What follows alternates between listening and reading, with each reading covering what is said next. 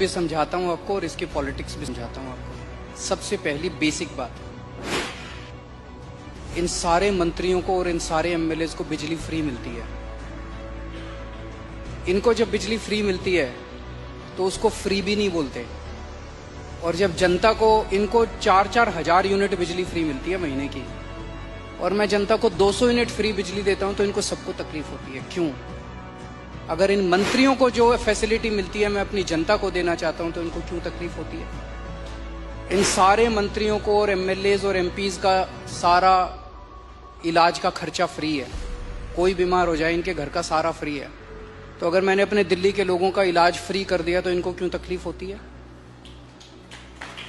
जो जो चीजें इन मंत्रियों को और इन संतरियों को मिलती है मैं अपने लोगों को देना चाहता हूं, नंबर 1। दूसरी चीज, अगर मैं, एक समय था जब मैंने सुना था कि राजनीति के अंदर एक समय था जब फ्री बांटते थे, और फ्री बांटने का पैसा कहां से आता था?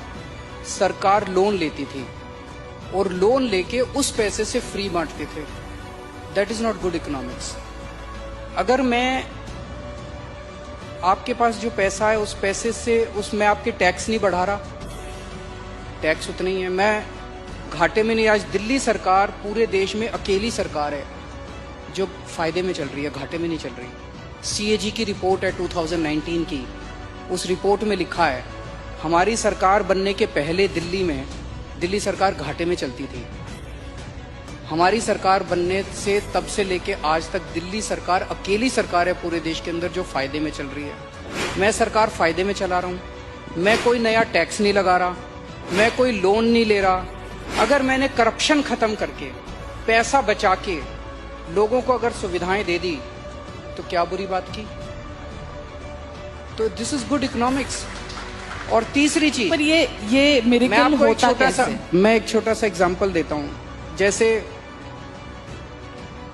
ये फ्री दवाइयों वाला कैसे सिलसिला चालू हुआ, ये बड़ा इंटरेस्टिंग है। हमने एक फ्लाईओवर बनवाया, उस फ्लाईओवर की 325 करोड़ रुपए की एस्टिमेटेड कॉस्ट थी, वो शायद 200-250 करोड़ रुपए में बन गया, तो 125 करोड़ रुपए उसमें बच गए। कैबिनेट मीटिंग चल रही थी, हम लोग डिस्कस कर रहे थे, तो पता चला कि ये 125 करोड़ रुपए बच गए। हम ये डिस्कस कर रहे थे इस पैसे को कहाँ इस्तेमाल करें। तो मैंने कहा अगर हम सबका इलाज फ्री करना चाहें तो कितना खर्चा आएगा? So after 2-3 days they got back to me, they said 300-350 crore. So मैंने कहा ठीक है, इतना तो हम फ्लाईओवर बनाने में ही बचा लेंगे, इतना का पैसा। तो अगर मैंने फ्लाईओवर बचा के लोगों का इलाज फ्री कर दिया तो क्या बुराई है? मैंने सुना था कि एक मुख्यमंत्री हैं शायद गुजरात के, उन्होंने अपने लिए एक जहाज खरीदा 190 करोड़ रुपए का। मैंने लिए अपने जहाज नहीं खरीदा, मैंने दिल्ली की सारी अपनी माँ बहनों का डीटीसी बसों में किराया मुफ्त कर दिया, 150 करोड़ का खर्चा आया। बताओ क्या बुराई है?